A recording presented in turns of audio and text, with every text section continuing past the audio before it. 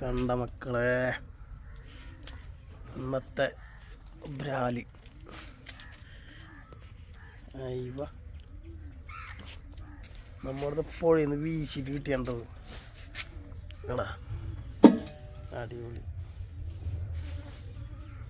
ഇത് ഏകദേശം എത്ര കിലോ ഉണ്ടാകുമ്പോൾ ചേട്ടാ? ഓഫ്